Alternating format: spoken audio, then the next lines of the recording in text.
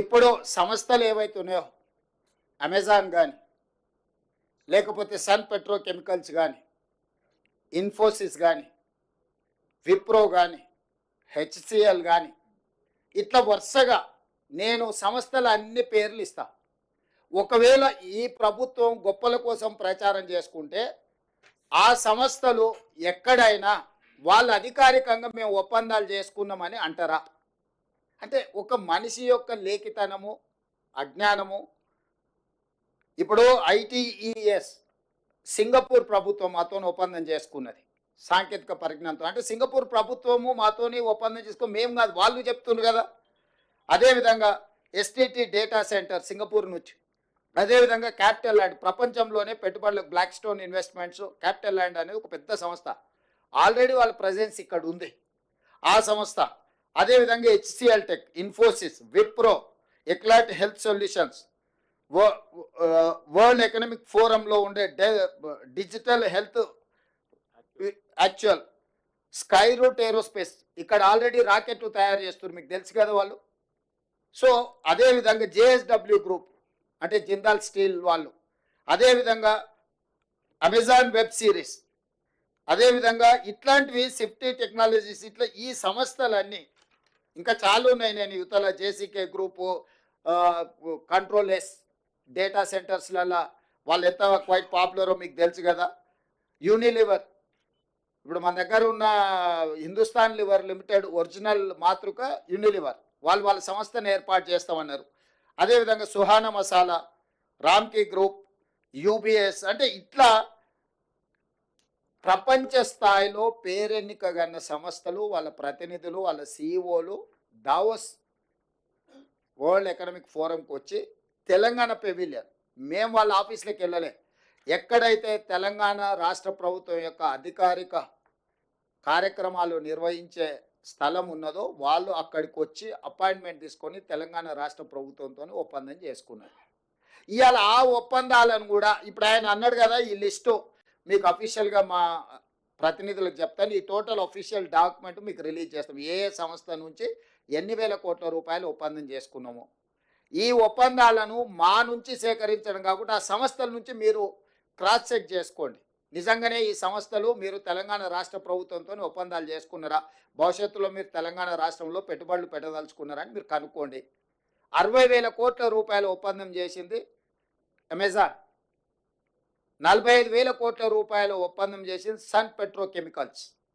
అంటే 1,05,000 కోట్ల పెట్టుబడులు ఈ రెండు సంస్థల గురించి నేను వివరాలు చెప్తున్నా. మిగతా ఇన్ డీటెయిల్ ఇక్కడ ఉన్నది. ఈ సంస్థలన్నిటిని కూడా మీరు పోయి వెరిఫై చేయండి, నిజ నిర్ధారణ కమిటీ వేసుకొని. ఇప్పుడు ఈ లిస్ట్ అంతా దాదాపుగా ఎంతమంది సంస్థలతోని, దాదాపుగా 25 సంస్థలతో చేసుకున్న ఒప్పందాలను, 25 ఒక 3 28 సంస్థలతో దాదాపుగా చేసుకున్న ఒప్పందాలు అన్నిటిని కూడా ఆ సంస్థల వివరాలు, ఎన్ని వేల కోట్ల రూపాయల ఒప్పందాలు వాళ్ళతో చేసుకున్నాం మీకు పూర్తి వివరాలు అందిస్తాం. మీరు పోయి ఆ సంస్థలతో క్రాస్ చెక్ చేసుకోండి. మీడియా మిత్రులు ఒక నిజ నిర్ధారణ కమిటీ వేసుకోండి, తెలంగాణ రాష్ట్ర ప్రభుత్వం చెప్తున్నది వాస్తవమా కాదా, లేకపోతే ఈ అటెన్షన్ సీకింగ్ డిజార్డర్ జబ్బుతో బాధపడుతున్నాయని చెప్తున్నది నిజమా, ఈ రెండింటిని నిర్ధారించి మీరు చెప్పండి. అసలు పెట్టుబడులు వస్తున్నాయంటే మీకు ఒకవేళ సంతోషం వ్యక్తం చేయడానికి ఇష్టం లేనప్పుడు మౌనంగా ఉండండి. ఈ అక్కసు ఎందుకు, అసూయ ఎందుకు, కడుపులో మంట ఎందుకు? కాబట్టి మీరు కూడా ఏమంటున్నారంటే ఇట్లా మాట్లాడే వాళ్ళను కొంత నియంత్రించండి. ఎక్కడైనా మీకు తెలిసిన డాక్టర్లు ఉంటే చూపించండి, వాళ్ళకు వైద్యం చేయించండి. ఏమైనా ఎక్కువ తక్కువ అయితే సీఎం రిలీఫ్ ఫండ్ అని ఇద్దాము. తిక్కలోడు ఇదే కదా ఈరోజు ప్రెస్ మీట్ పెట్టిందే, పత్రం ఒప్పందాలు చేసుకునే శ్వేతపత్రాలు. ఇక మళ్ళీ కొత్తగా శ్వేతపత్రం ఏంది? ఆ శ్వేతపత్రం అనే పదం తెలుసా ఆయనకు? శ్వేతపత్రం అడిగేటానికి, శ్వేతపత్రం అంటే ఏంది? White paper. వైట్ పేపర్ అంటే ఏంది? డీటెయిల్స్ ఇవ్వడం. డీటెయిల్స్ అఫీషియల్గా ప్రతి ఒక్కరితో ఒప్పందాలు చేసుకున్న ఫోటోలు వివరాలు అన్నీ మీకు ఇచ్చినాం కదా. సీక్రెట్గా ఉంటే, అన్డిక్లేర్డ్ డీటెయిల్స్ ఉంటే, ప్రకటించని అప్రకటిత సమాచారం ప్రభుత్వం దగ్గర ఉంటే మనం శ్వేతపత్రం డిమాండ్ చేస్తాం. ప్రభుత్వం పలానా సంస్థకు మాత్రమే వివరాలు తెలుసు, ప్రజలందరికీ తెలవాలి కాబట్టి వాటన్నిటిని కూడా మీరు విడుదల చేయండి అని అడిగేది శ్వేతపత్రం. అసలు ఎవ్రీడే ఏం ఒప్పందాలు చేసుకున్నాం వాటి వివరాలన్నీ మీకు ఇచ్చి మీరు ప్రచురించిన తర్వాత విత్ ఎవిడెన్స్, విత్ డీటెయిల్స్, సంతకాలు, ఒప్పందాలు చేసుకున్న వాళ్ళన్నిటిని మేము ఇచ్చినాం. అదే శ్వేతపత్రం కదా.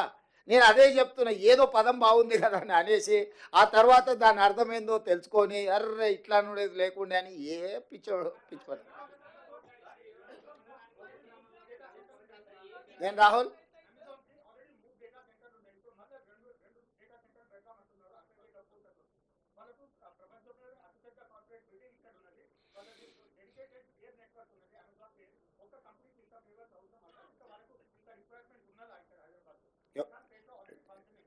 నీ అభిప్రాయమా వాళ్ళ అభిప్రాయమా?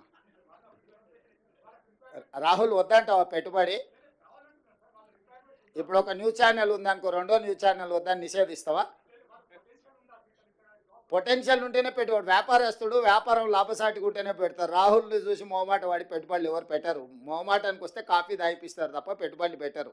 ఈరోజు మన ప్రభుత్వం యొక్క విధానాలు, ఈరోజు ఎనర్జీలో మనం తీసుకొచ్చిన ఓపెన్ యాక్సెస్ విధానం, ఈరోజు డేటా సెంటర్స్ని ఎక్కువ ఆకర్షించడం, దాదాపుగా డేటా సెంటర్స్కి రిలేటెడ్లో 1,00,000 కోట్ల రూపాయల పెట్టుబడులు ఎందుకు వచ్చినాయంటే గత ప్రభుత్వం యొక్క విద్యుత్ విధి విధానాలు, మా ప్రభుత్వం వచ్చిన తర్వాత తీసుకొచ్చిన ఎనర్జీ పాలసీతోని ఈరోజు మనం పెట్టుబడులను ఆకర్షించినాము. ఎప్పుడు కూడా పెట్టుబడులు ఆయా రాష్ట్ర ప్రభుత్వాల యొక్క విధి విధానాలను బట్టి పెట్టుబడులు వస్తాయి. ఈరోజు మనం తీసుకొచ్చిన ఎనర్జీ పాలసీ వల్ల మనం మ్యాక్సిమం ఇన్వెస్ట్మెంట్స్ని అట్రాక్ట్ చేయగలిగినాం. అంటే మన ప్రభుత్వము వాళ్ళ పెట్టుబడులకు అవసరమైన అనుమతుల విషయంలో తీసుకొచ్చిన సరళీకృత విధానాల వల్ల వాళ్ళు ఈరోజు మన పెట్టుబడులు ఇచ్చిండ్రు. అమెజాన్ గొప్పదని నువ్వే అంటావు, ఇక్కడ ఉందని నువ్వే అంటావు. 60,000 పెట్టుబడులు పెడతా అంటే మాత్రం నువ్వు బాధపడతావు. ఎందుకు? నువ్వంటే అదే నీ వెనకాల ఉన్నాయన గురించి, నువ్వంటే నువ్వు కాదు.